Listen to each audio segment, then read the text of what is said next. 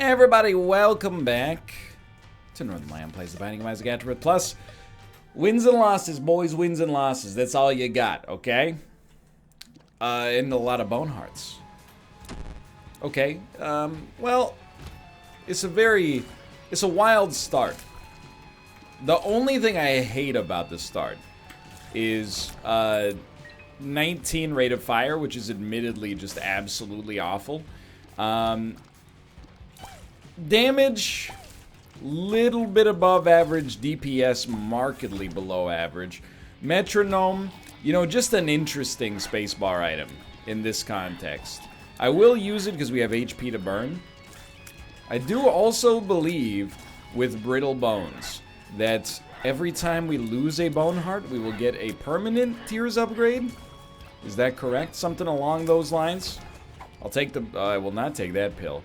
I was talking about, you know, our last loss with Simvicta, and I was like, man, maybe that is where we're at in this game. Maybe to maximize fun, I have to stop taking pills, because, you know, the run that we lost on, not the, you know, end of the pseudo streak, but the run that we lost on, you know, just a couple of episodes ago, it still kind of weighs on my soul. Not a couple episodes ago, literally last episode to be specific, but it weighs on my soul more than you would expect. Because for me, although there is... Okay, I mean, the rate of fire is now in a much nicer situation.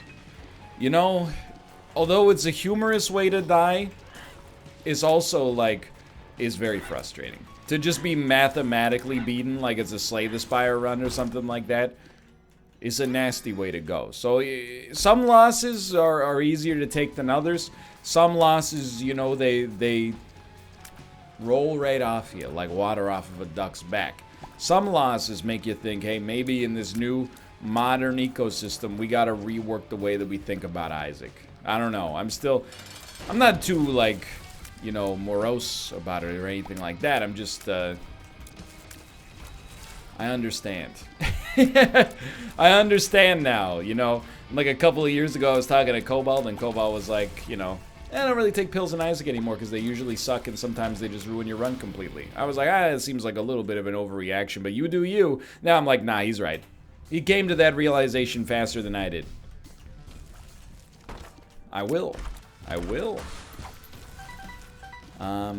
This run, I do almost tactically want to lose some more bone hearts, but it will compromise our deal with the devil if we get hit.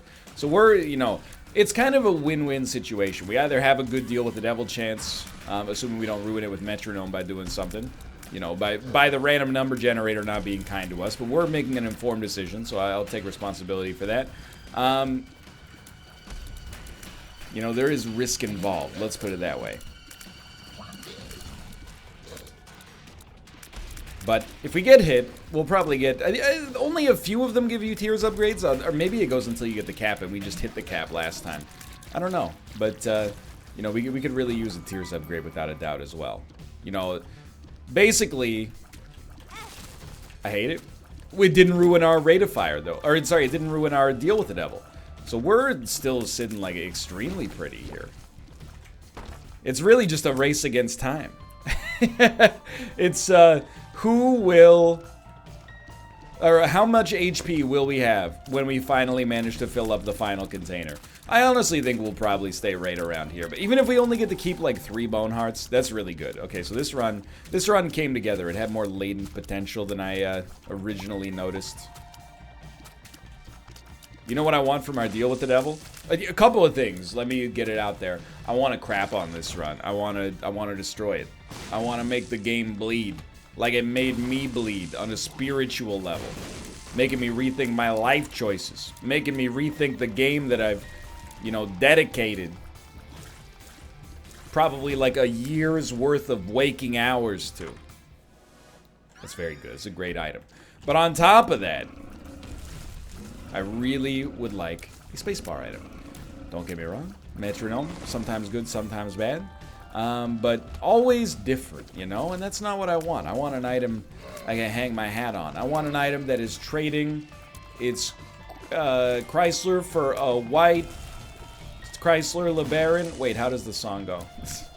Trading is something for a white Chrysler LeBaron. I want an item with a short charge and a longest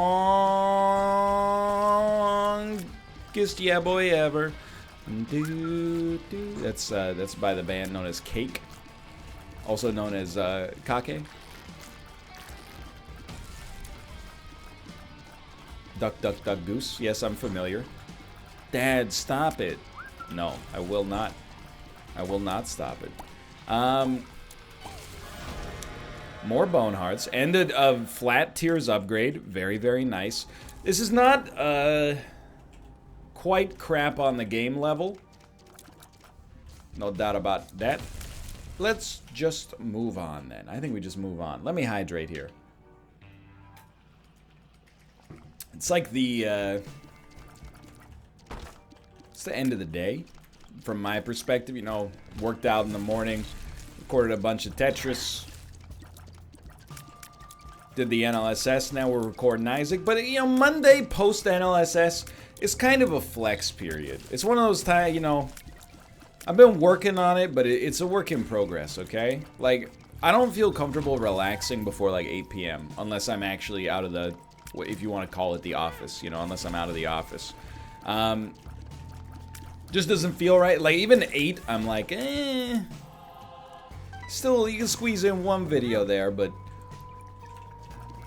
I only really feel comfortable relaxing from like 9 to midnight. And that's, again, this is I'm not your classic boomer. I'm a begrudging boomer, okay? I'm not like, you know, I'm not one of those boomers who's like, I would love to work 24 hours for somebody else's company if I could. You know, I'm not that guy. I want to, and I've actually been a lot better about it over the past, like, couple of years. But, you know, I've got a better work-life balance. But I'm still always working on it. And it's not just working on the amount of work. It's working on making the most of the time that you aren't working, if that makes sense. And I know it might sound a little strange, but, you know, those of you out there who maybe you have flexible hours but an incentive to work a lot can kind of understand what I mean. Never forget that I'm not complaining. Having the opportunity to complain about work-life balance is even more of a first-world problem than a first-world problem. It's like a, you know, it's a good first-world problem to have. You know, even people that live in the first world, a lot of them don't have the luxury to be concerned about work-life balance. But, you know, it's something that weighs on my mind for sure. It's not just, you know, I'm pretty good about taking time. Like, there have been, you know, years of my YouTube existence in the past where I worked, you know, basically like, you know, 10 a.m. to 10 p.m. Eat dinner. You know, you got time to do like one thing real quick, go to bed, try again. And I wasn't even really that much more productive on like a raw output level. But what it's more about now is like having the ability to take time off but also enjoy it. Or not even take time off, but be like, okay, you know, I could probably cut out a, you know, we don't have to go until super late tonight. You know, I've got videos in the backlog, etc., etc. But I don't know, I just got one of those rainy day brains. You know what I mean? For almost every resource, you know, like, so for YouTube videos, I'm like, well, you know, I've got a pretty big backlog in just about everything right now. I don't necessarily need to go, you know, burn the candle at both ends tonight, but I will still burn the candle at both ends, because, you know, what if I get sick? You know, oh, what if our power goes out, as it almost did for a second right there? That was wild. I guess if our power goes out, it's going to be hard to post videos, but you get the idea. So part of the reasons I'm kind of cheap as well. Because first off, I want for no material possessions whatsoever. Things don't really matter to me that much. And even experiences are not necessarily that important to me. I'm kind of a homebody, you know? I hate people always try to frame it like there's a dichotomy, or like a spectrum. And the spectrum of how you spend your money is on, you know, either meaningless things at one end, or meaningful things like travel on the other end. I'm the kind of guy who's just like, you know, the things I spend the most money on are like the fact that we live in a very expensive city. So I guess maybe I'm on the experience side, but it's mostly like we spend on comfort, which is uncomfortable in and of itself. But, you know, I'm always like, well, you know, even if I want something, I'm like, I'll wait for like 6 months. And then one of two things happens. I still want it, I'll buy it and it's probably cheaper. Or the alternative is I've decided over the course of that 6 months that, you know, what I actually wanted was but a vagary of happiness, and true happiness can only be derived from within. It isn't derived from purchasing a copy of Dirt Rally 2.0 at full price. That's pretty much where I stand on that one. And it's okay, Jar of Flies is fine. I hope it doesn't come across as braggadocious. It's very easy to be seduced by what appear to be noble pursuits, you know? People mistake frugality with, you know, having a stronger, like, sense of personality or character. People mistake, you know, working hard for, you know, being a hard worker. Wait a minute, where am I going? What I'm trying to say is, you gotta recognize, I think I talked about this, I think I talked about it in a Tetris episode today, so it won't be out for like 6 weeks, but just a modest exaggeration. So, you know, you gotta recognize when those things are self-serving. One of the reasons I work so much is because I have a job where the more I work, you know, it has a direct correlation on the amount that I get paid, and I'm thankful for that every day because I am a self-starter. I have a little entrepreneurial spirit. Well, that hurts. Believe it or not. I don't consider myself an entrepreneur, but I consider myself, like, to have the spirit of an entrepreneur. If that makes sense.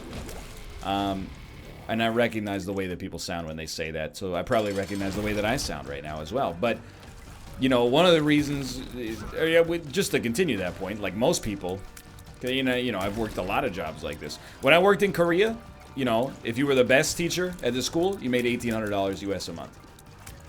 If you were the worst teacher at the school, you made $1,800 US per month. The only way your salary changed is if you stayed on year after year. Every year they paid you like a 3 or 4% raise, which is like basically the equivalent of like inflation. So you have the same earning power like the whole time you live there. It sucks, but it's also like the position that a lot of people are out there in right now. Now, I'm kind of more on, like, the lawyer side of things, where, like, the more billable hours I get out there, the more I get paid, but at the same time, I do sometimes have to chase down people to actually pay me, and sometimes they don't, but, anyway. Another reason I work a lot is just because it's, keeps the anxiety at bay, you know? Yeah, it's hard for some people to do nothing. Doing nothing does not come easy to me, and I think it takes... I've gone back and forth on this many times throughout my life. I think it takes strength to do nothing the right way. All I mean by that is people who take their rest seriously, I admire that. I'm admirant. I have to work towards that. Otherwise, like my honest to goodness, like I have like proximate fears, you know, fears of or vulnerabilities that I worry about on a now and then basis, you know. Of course, you know, your physical health is something that comes up, but also, like, you know, I'm in a business where things have been stable, but it's inherently, like, an unstable industry. Like, people rise and fall every day. Platforms rise and fall every day. So that's anxiety-inducing. But then on top of that, on, like, a more, you know, human being level. You know, I'm... Not anxious is not the word. But I have this, this mild fear that, you know, whenever YouTube, Twitch, etc., stops being, you know, the way that I could live my life, I will, like, look back on that time and recognize that I could have enjoyed it more. You know, I think that's where a lot of YouTubers lose sight. And I think recognizing the fear is not inherently like I don't think it's a bad thing. I don't think it's a sign of weakness. I think it's a sign of strength in and of itself, you know? I have to constantly remind myself, sometimes I'm good about it, sometimes I'm not as good about it, but to constantly remind myself, you know, you're doing something that could not have been done but 15 years ago. You know, when I first started doing YouTube full-time, I remember I had finished my contract in Korea. YouTube was doing okay, but it was kind of like we don't know exactly where we're gonna be at here, and who knows what's gonna. Like I could be PewDiePie size in a month, or I could be non-existent in a month. It was like, the industry was just like lightning back then. But I said, you know what? It's a cool experiment. I will feel fulfilled if I'm able to do it full time for a year. And here we are. Like, it's been almost 8 years. So in and of itself, it's already been a success. And I think if I could, it's just one of those things where you're always smarter now than you were then, right? If I could go back and talk to 2011 me and be like, hey dude, try not to stress out so much. You're still going to be doing this in 8 years. There's ups and downs. But, you're still able to build a life for yourself in this bizarre pursuit that, 8 years ago in 2003, which sounds like it's ancient history, nobody could have conceivably fathomed. But even in saying that, I'm sure that, I hope, I guess, that, like 2025 me is like, yeah, take your own advice, 2019 NL. Stop and smell the roses a little bit and recognize, you're in a privileged position, but also, it's something that may not last forever, so you might as well enjoy it while it lasts. Or maybe 2025 NL sipping a Mai Tai on a beach in Curacao, and he's going, you might as well enjoy it, brother, because it's all going to work out okay in the end. Or maybe he's sitting at a desk in the basement of the Royal Bank of Canada, and he's probably saying, hey, you might as well enjoy it because, it might be gone before you know it. The lesson always remains the same, I think. You might as well enjoy it. So I'm being more actively mindful. I'm trying to work on that.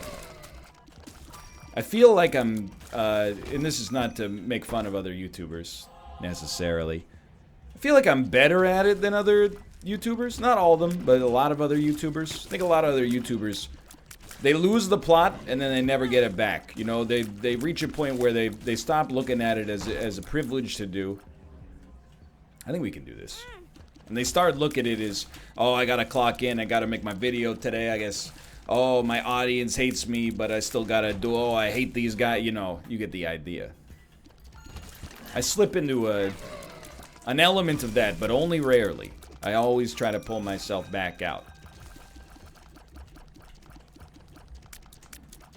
So that's where I'm at. Probably could take some extra time today, but I got that rainy day personality, you know what I mean? Plus, there's nothing else I could do. That's why I say, like, it takes strength to... It's a very unique position. I think, like, it's hard to relate to... It's not like an argument of exceptionalism or anything like that, but I think it's hard to relate to unless you have, like, either a business or a hobby that you can pour yourself into, if that makes sense. This is not complaining, by the way. I'm very lucky. But, I think if you, like, maybe you run your own business of some sort, you're freelance software developer, landscaper, stonemasonry, etc., etc. If you're working, it means you don't have to be bored, and you always have the excuse of, like, I'm being productive. It's very easy to take the moral high ground if you're working too much. But it has diminishing returns. And then on top of that, I think where you do some of that great personal growth is during the boring times, You force yourself to face what it is that's so anxiety-inducing about being bored. Maybe that can help you, make changes in your life in the positive to begin with. You know what I mean?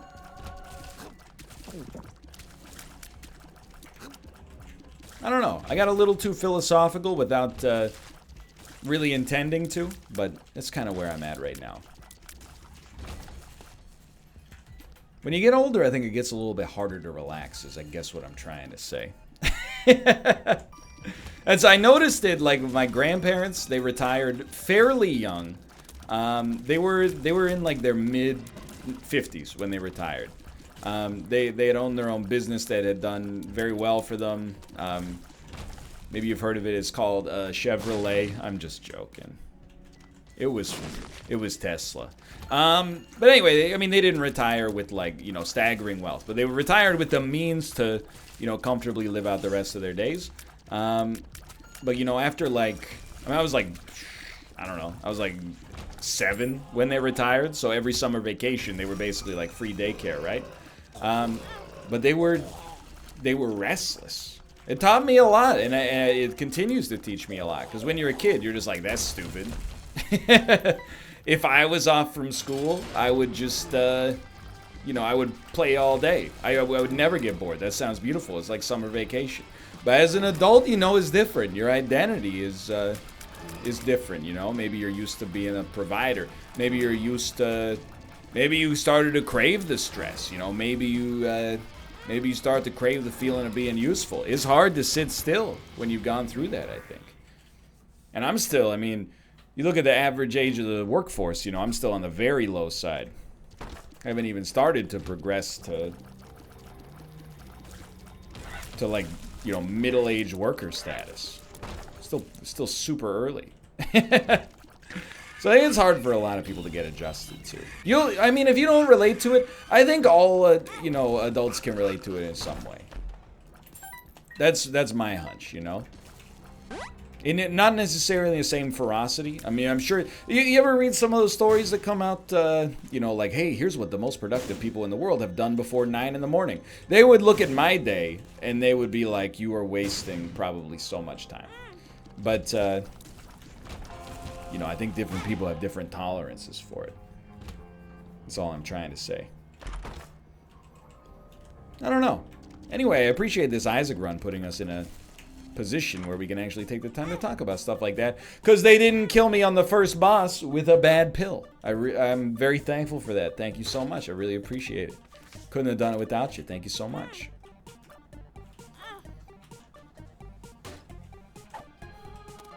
Anyway, I had to find another topic for conversation, not because we're exposing, you know, vulnerability, which has never really been a problem for me, but more so because kind of spinning my wheels just saying the same self-serving stuff over and over.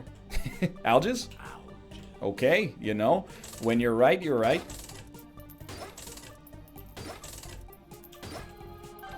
I don't know, it's something that's been on my mind, is I gotta learn how to relax more, you know? And sometimes maybe it's just good enough to be like, hey, we don't need to make, you know, 6 Isaac videos in a single day and then make 5 the next day. That's a week and a half's worth of Isaac videos recorded in 2 days, you know? I mean, I got other things on the organizational pipeline, but still, like, that's... You're working just probably like 20% more than you need to. But then also, like, in your off time, actually, you know, allowing yourself to live your life that's not chained at all times to your job/business. That's the real, that's the mercurial sort of quicksilver I'm still trying to catch in a bottle, you know? To live my Saturdays and my nights not as professional YouTuber and Twitch streamer Northernlion, but as normal dude Ryan. That's the real struggle, is separating the internet identity from the actual human being, you know? That's the meat and potatoes of the conversation. So we got a damage upgrade in the compass there.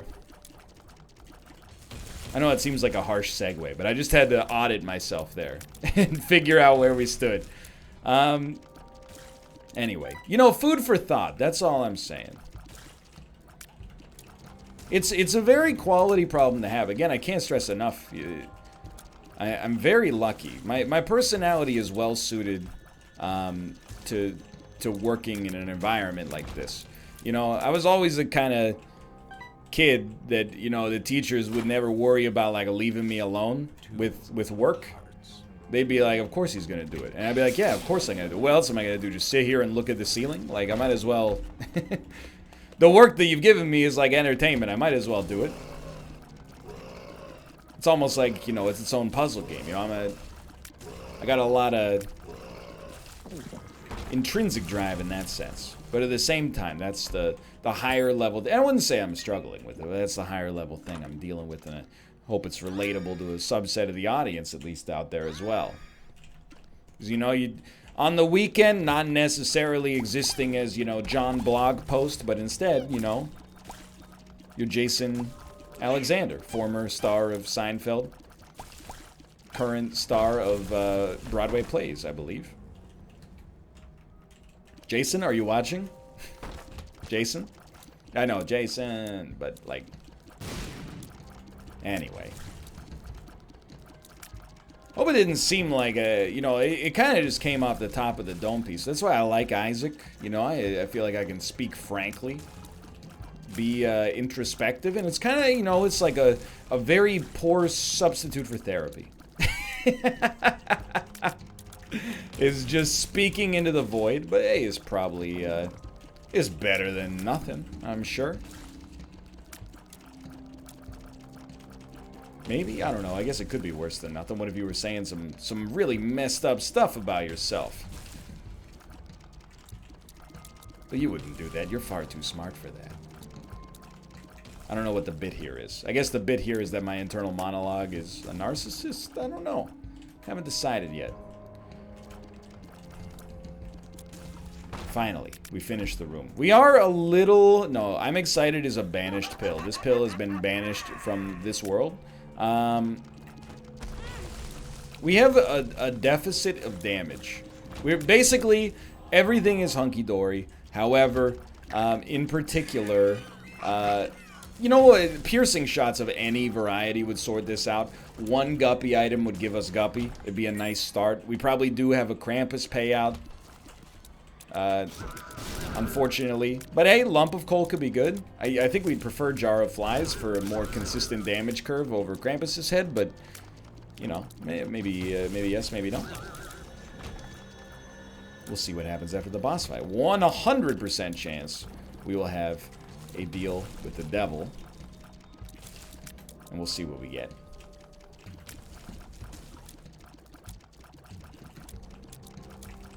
I feel like I kind of shot my wad, conversationally speaking. It's hard to pivot from that, but I also don't have anything else to say on the subject. So you end up, you ever hear the expression? It's like a negotiation tactic that people hate. Awkward silences.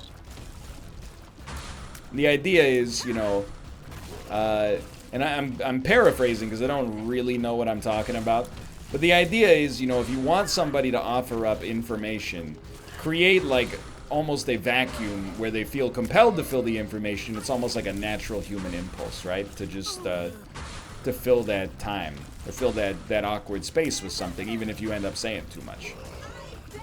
You know, I think it happens to everybody. Like, I don't actively try to use it against people, but sometimes, you know, you want to know something, you ask somebody a question about it, and then, you know, they start giving you the hims and the haws. You want to be nice and polite, you could say like, don't worry about it, I was just, you know, if you don't want to tell me, that's fine. Or, if you just keep your mouth shut, they might just spill the beans. If you don't give them an out, they might just, you know, tell you what you want to know.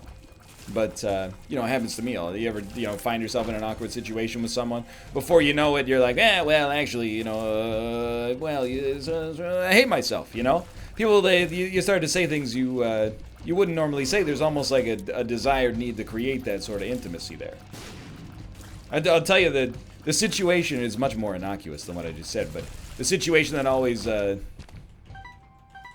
comes up for me is when I worked at this office, and one of the other people in the office who I had basically never spoken to was like, hey, I got these like documents for you, and I was like, all right. I don't know why I said it in that accent, but she was like, oh, are you Australian? And I said, no. And then she said, are your parents Australian? And I said, I don't really know. Which is a very strange thing to say in that situation, because, I mean, it raises a lot of questions, you know? What do you don't know the nationality of your own parents? I mean, I'm not saying it's impossible. You know, you could have like an orphan situation, or maybe, you know, your parents don't know their own nationality because they don't know their parents. So yeah, it just creates a discomforting situation. But, you know, because of the first awkward question, I was kind of caught off balance.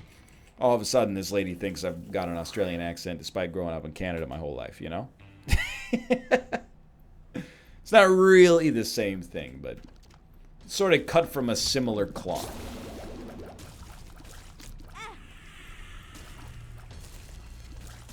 What was that talking about? I have no idea, dude. I'm a little nervous that the run might sort of run into just a little bit of trouble. It really shouldn't. Mostly, like, as you are aware, we have the relic.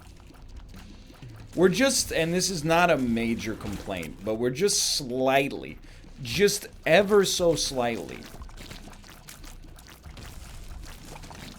under the, like the average damage I would like to have by this point. I know we got a good rate of fire. Our damage is just decent. I think people get dazzled by the damage number a little too easily, but it's not bad, but it's a little slow. So I'm hopeful, we got a little lucky there. I'm hopeful that I'm just incorrect.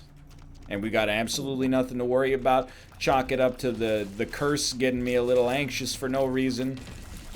If we're not going to get raw damage, I would honestly... piercing shots would be probably number one. Number two, the ability to fly would be super sweet right now.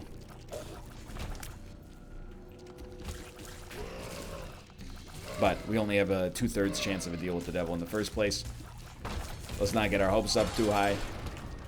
Alright, this is where Death's List just rubs you the wrong way. Okay, so I have to kill Mom's Heart before killing any of the enemies on Mom's Heart, but Mom's Heart becomes invulnerable until the enemies are killed. What do you want from me? Am I a joke to you?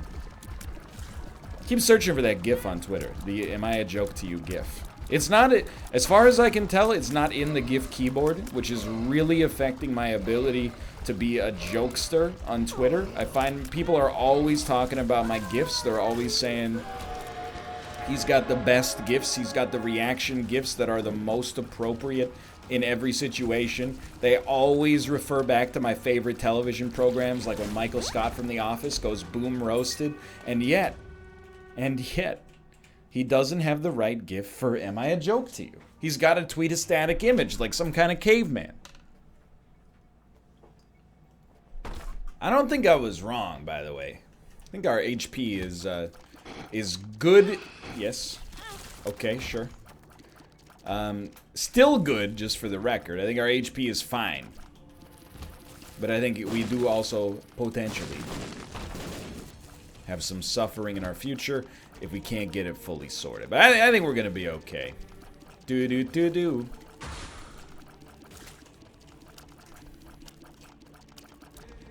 You guys see Pitchfork's top 200 songs of the 2010s? It surprised me. For those not aware, Pitchfork Media, also just known as Pitchfork, is a music review blog. Kind of like Anthony Fantano, but before YouTube existed, but is still popular. Very much synonymous with a certain kind of hipster elitist crowd, but that was, I don't know if that's the case anymore. That was the case when I was actively reading them as a high school sophomore, pretending I was as smart as, you know, a college sophomore. But I was stunned, having not read Pitchfork for like 8 years. I read their best songs of the decade list, and I was like, yeah, they got it. Number one, Kendrick Lamar, All Right, from To Pimp a Butterfly. I was like, yeah, it's a great song. It's my favorite song on the album, although I've gone through fits and spurts of many different songs on that album. Can't remember what number 2 was. I remember that number 3 was Dancing on My Own by Robin, and I was like, oh, this is an absolute slapper. Absolutely deserves to be up there. They have my support. That's all I have to say about that. You wouldn't imagine, it's the perfect scenario, right? Like when people read Game of the Year lists, let's be honest, or Album of the Year, Movie of the Year, when they watch the Oscars, it's way less to be like, man, I wonder what the best picture was this year. It's just one man's opinion, don't shoot the messenger. And way more to be like, hey, did one of the 3 movies that I saw that are nominated win? Because I think that people, you know, it's the same reason people read Game of the Year lists. They're like, did they make my favorite Game of the Year their Game of the Year? There's probably a small subset of people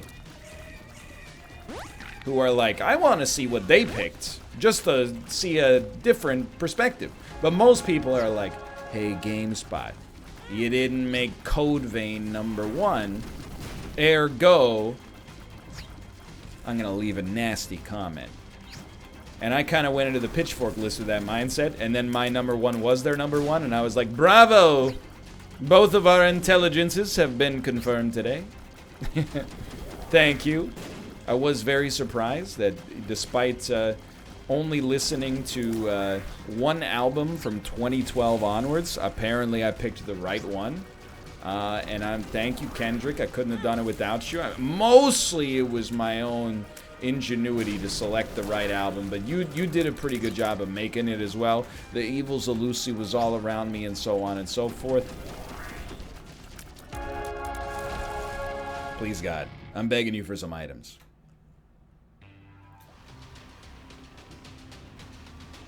Curse of the Lost doesn't bother me too much.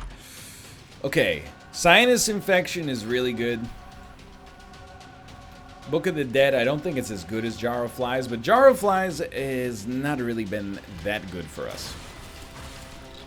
To be honest, it's been a nice addition in the damage department, but it is also, it's let me down. I'm just gonna call it like I see it, okay? It is let me down a little bit. But it's not its fault, you know? If we could kill enemies faster, we would generate flies faster. It would kill enemies faster. Obey your master. Master of puppets, I'm pulling your strings. Just call my name and I'll hear you scream. Master. I don't remember all the lyrics, even though I listen to it now and then when I'm working out. But I just remember it goes, Master! And then it goes,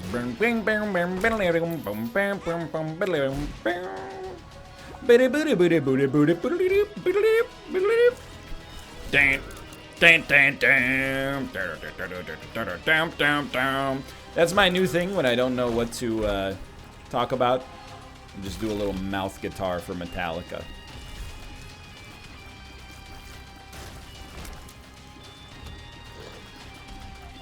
It's a novel strategy, especially considering they might be the most litigious rock band in music history.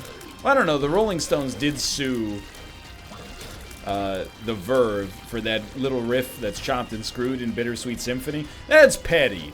Look, I'm not saying, you know, like, I don't know the ins and outs of the case, okay? Mick Jagger, Ronnie Wood, I think that's your name, Keith Richards, etc., etc. And then the drummer, whoever you are. Ringo. Anyway, that's petty, dude. You guys are already multi-millionaires. I mean, multi-millionaires. 100 millionaires, probably. And then, you know, these guys, 1997, look, I got no love for the Verve. More than any other, you know, pseudo one-hit wonder from the Britpop era of the mid-1990s. That song is a slapper. You know, that song has a kind of like driving beat that motivates people. It empowers them a little bit, you know? I can't change my mind. No. Like, that's a song, it transcends the little I can't hit the high note there, but I'll try just because you already are in this invested. You know? That's petty. I don't know who your lawyer was, but I always thought, you know, the Rolling Stones, they got all this credit. I got nothing against them. Exile on Main Street, fantastic album. But I always have held a little chip on my shoulder for what they did to the Verve. They took all the profits from Bittersweet Symphony, and that's their only song. You got dozens of songs. You got Don't Stop from 2002's album 40 Licks. Not a very memorable one, but I listened to the radio a lot that summer, which is why I know not only the name of the song, but also the name of the album. You got Jumpin' Jack Flash, Can't Always Get What You Want, Wild Horses, Star Spangled Banner. You get the idea. 1812 Overture. Hey, anyway, thanks for watching. I hope you guys have enjoyed the episode. If you did, click the like button. It's a great deal. Of course, subscribe if you want to see more in the future. For now, thanks for watching. I'll see you next time. See ya!